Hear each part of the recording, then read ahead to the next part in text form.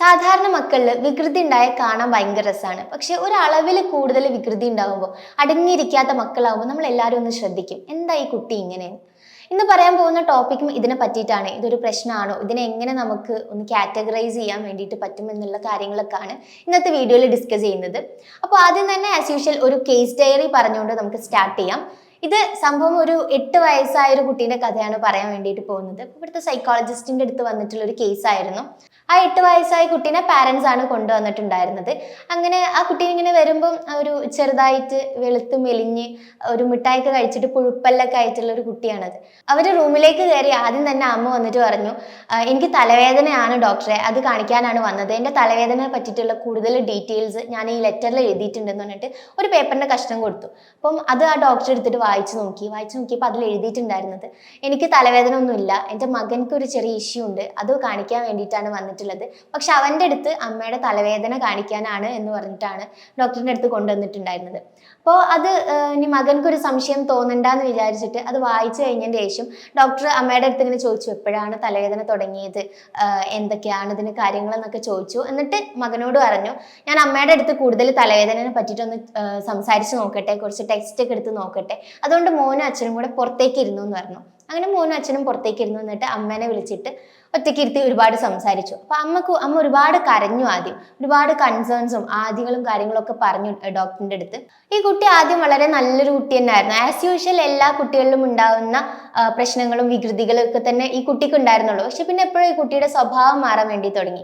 കുട്ടിക്ക് തീരെ ശ്രദ്ധ ഇല്ല എന്നുള്ളൊരു കാര്യം പാരൻസ് ശ്രദ്ധിച്ചിട്ടുണ്ടായിരുന്നു. അതായത് ഈ കുട്ടീൻ്റെ പേര് തന്നെ ഒരു 3-4 പ്രാവശ്യം വിളിച്ചെങ്കിലേ ഈ കുട്ടി ഒന്ന് തിരിഞ്ഞു നോക്കുള്ളൂ.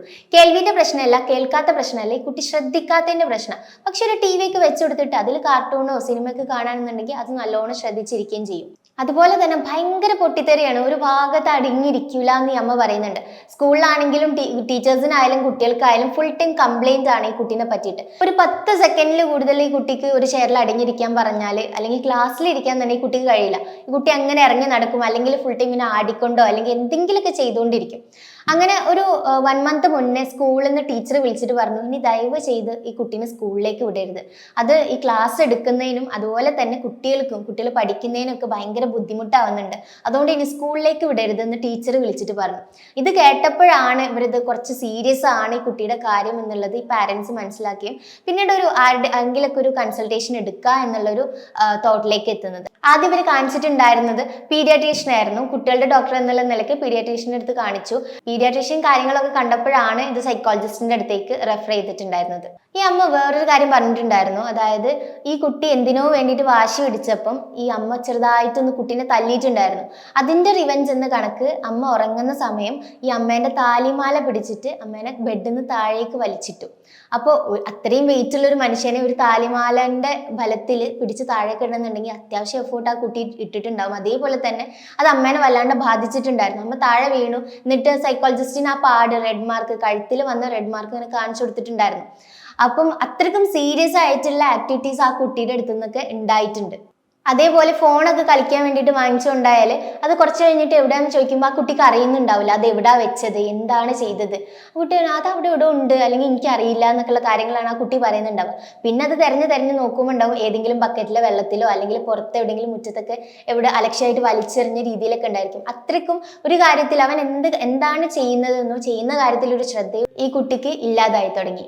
അതുപോലെ തന്നെ ഈ അമ്മ പറയുന്നുണ്ട്, കുട്ടി കാര്യങ്ങളൊക്കെ അറിഞ്ഞുകൊണ്ടാണോ ചെയ്യുന്നത് എന്നറിയില്ല. കാരണം 8 വയസ്സായ ഒരു കുട്ടിയായില്ല. അപ്പൊ ഇങ്ങനത്തെ പ്രവൃത്തികളൊക്കെ ഇത്ര ശ്രദ്ധ ഇല്ലാണ്ട് എന്തുകൊണ്ടാണ് ചെയ്യുന്നത്. അതേപോലെ തന്നെ എന്ത് സാധനം തൊട്ടാലും എന്ത് ചെയ്യുകയാണെങ്കിലും അത് നശിപ്പിച്ചിട്ടേ കുട്ടി വരുള്ളൂ. അപ്പോൾ ഇങ്ങനത്തെ ഒരുപാട് കൺസേൺസ് ഈ സൈക്കോളജിസ്റ്റിനോട് അമ്മ പറഞ്ഞു.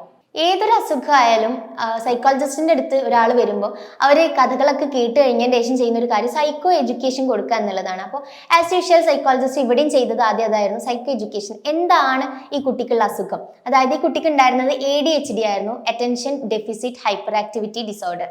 അപ്പോൾ എന്താണ് ADHD, അതുപോലെ ഇത് എങ്ങനെയൊക്കെ ട്രീറ്റ്മെന്റ് ചെയ്ത് നമുക്ക് മാറ്റിയെടുക്കാൻ പറ്റും, ഇതൊരു പ്രശ്നകരമായിട്ടുള്ള അസുഖമാണോ എന്നൊക്കെയുള്ള കാര്യങ്ങൾ ആദ്യം ഈ അമ്മക്ക് പറഞ്ഞ് മനസ്സിലാക്കി കൊടുത്തു. ADHD എന്ന് പറയുന്നത് attention deficit hyper activity disorder ആണ്. പേര് പോലെ തന്നെ അറ്റൻഷൻ ഡെഫിഷ്യൻസി നല്ലോണം ഉണ്ടായിരിക്കും, അറ്റൻഷൻ ഭയങ്കര കുറവായിരിക്കും ഈ കുട്ടികൾക്ക്. അതേപോലെ തന്നെ ഹൈപ്പർ ആക്ടിവിറ്റി, നല്ല ഹൈപ്പർ ആയിട്ടുള്ള ആക്ടിവിറ്റി ആയിരിക്കും ഈ കുട്ടിയിൽ ഉണ്ടായിരിക്കുക. ഭയങ്കര എനർജി ഈ കുട്ടിയിൽ ഉണ്ടായിരിക്കും. അതുകൊണ്ട് തന്നെ എണീറ്റ ഉടനെ തന്നെ ഈ കുട്ടികൾ എന്തെങ്കിലുമൊക്കെ ചെയ്തുകൊണ്ടേ ഇരിക്കും. ഇനിയിപ്പോൾ വീട്ടിലാണെങ്കിൽ വെറുതെ ഫ്രിഡ്ജ് കൊടുക്കുക, അല്ലെങ്കിൽ എന്തെങ്കിലും പോയി തട്ടിയിടുക, വെറുതെ എന്തെങ്കിലും സാധനം എടുത്ത് എറിയുക, അങ്ങനെ എന്തെങ്കിലുമൊക്കെ കാര്യങ്ങൾ ഈ കുട്ടികൾ ചെയ്തുകൊണ്ടേ ഇരിക്കും. അതേപോലെ തന്നെ അറ്റൻഷൻ ഭയങ്കര കുറവായിരിക്കും. അതായത് ആക്ടിവിറ്റി കൂടുതലും അറ്റൻഷൻ ഭയങ്കര കുറവും, ഒന്ന് കൂടുതലും ഒന്ന് ഭയങ്കര കുറവുമായിരിക്കും.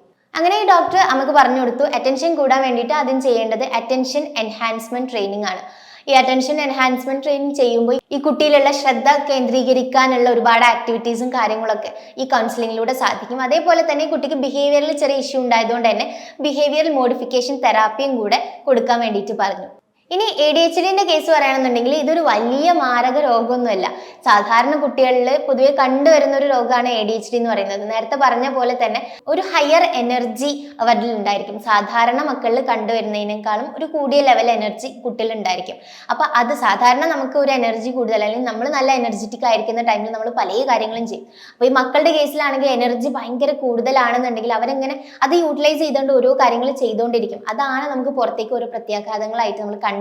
അപ്പോൾ അങ്ങനത്തെ കുട്ടികളെ കണ്ടാൽ നമുക്ക് പെട്ടെന്ന് മനസ്സിലാവും. കാരണം ഇനിയിപ്പോൾ ക്ലാസ്സിലൊക്കെ ആണെന്നുണ്ടെങ്കിൽ സാധാരണ ഉള്ള മക്കളിൽ നിന്നും അബ്നോർമൽ ആയിട്ടായിരിക്കും ഇവർ ബിഹേവിയർ ചെയ്യുന്നുണ്ടാവും. അല്ലെങ്കിൽ നമ്മുടെ റിലേറ്റീവ്സിൽ അല്ലെങ്കിൽ ഒരു ഫാമിലി ഫംഗ്ഷനൊക്കെ പോകുമ്പോൾ ഈ മക്കൾ ഭയങ്കരമായിട്ട് പൊട്ടിത്തെറിഞ്ഞ് കളിക്കും, ബാക്കിയുള്ളവരിങ്ങനെ ഉപദ്രവിച്ച് കളിക്കുകയൊക്കെ ചെയ്യുന്നുണ്ടായിരിക്കും. ഇനി നമ്മളുടെ മുന്നിൽ ഇരിക്കുകയാണെന്നുണ്ടെങ്കിൽ ഇനി അടങ്ങിയിരിക്കാൻ പറയുകയാണെങ്കിൽ തന്നെ അവരിങ്ങനെ വെറുതെ ആടുന്നോ അല്ലെങ്കിൽ കാലിട്ട് ഇളക്കുക അല്ലെങ്കിൽ വേറെ എന്തെങ്കിലുമൊക്കെ ഇങ്ങനെ തൊട്ടും പിടിച്ച് ഇരുന്നുകൊണ്ടേ ഇരിക്കും. അപ്പോൾ ഈ കുട്ടിയുടെ കേസിൽ നേരത്തെ പറഞ്ഞ പോലെ അറ്റൻഷൻ എൻഹാൻസ്മെന്റ് തെറാപ്പി അതുപോലെ ബിഹേവിയറൽ മോഡിഫിക്കേഷൻ തെറാപ്പികൾ വെച്ചിട്ടാണ് ഈ അസുഖം മാറ്റിയെടുത്തിട്ടുണ്ടായിരുന്നത്. 4 മാസത്തെ കണ്ടിന്യൂസ്ലി കൗൺസിലിംഗ് കൊടുത്തിട്ടാണ്.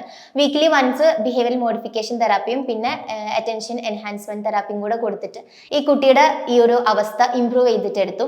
അതേപോലെ തന്നെ നമ്മൾ ശ്രദ്ധിക്കേണ്ട ഒരു കാര്യം എന്താണെന്ന് വെച്ചാൽ നമ്മളുടെ റിലേറ്റീവ്സിൻ്റെ അടുത്ത്, നമ്മുടെ വീട്ടിലും അതേപോലെ പഠിപ്പിക്കുന്ന സ്കൂളിൽ കൂടെ പഠിക്കുന്ന മക്കളുടെ ആരെങ്കിലുമൊക്കെ ഇതേപോലെ അബ്നോർമൽ ആയിട്ട് ബിഹേവ് ചെയ്യുന്ന അല്ലെങ്കിൽ ഇതേപോലെ അടങ്ങിയിരിക്കാത്ത മക്കളെന്ന് നമ്മൾ ടാഗ് ചെയ്യുന്ന അല്ലെങ്കിൽ കുരുത്തം കെട്ട മക്കളെന്ന് ടാഗ് ലൈൻ കൊടുത്തിട്ട് മാറ്റി നിർത്തുന്ന മക്കൾ ഉണ്ടായിരിക്കും. നമ്മൾ ചെയ്യേണ്ടത് അവരെ അടക്കി നിർത്താൻ വേണ്ടിയിട്ട് അടിക്കും ശകാരിക്കും ചെയ്യുന്നതിലപ്പുറം ഇതേപോലെ സൈക്കോളജിക്കലി ട്രീറ്റ്മെന്റും കാര്യങ്ങളൊക്കെ കൊടുത്താൽ നല്ല മക്കളായിട്ട് അവരെ നമുക്ക് വളർത്തിയെടുക്കാൻ വേണ്ടി പറ്റും. അപ്പോൾ ഇങ്ങനത്തെ ഇൻഫോർമേഷൻസ് അവരുടെ പാരൻസിന് നമ്മൾ പറഞ്ഞു കൊടുക്കുകയാണെന്നുണ്ടെങ്കിൽ അവർക്കൊരു ഹെൽപ്പ് ആയിരിക്കും. അപ്പോൾ ഈ വീഡിയോ എല്ലാവർക്കും ഉപകാരപ്പെടുമെന്ന് വിശ്വസിക്കുന്നു. താങ്ക്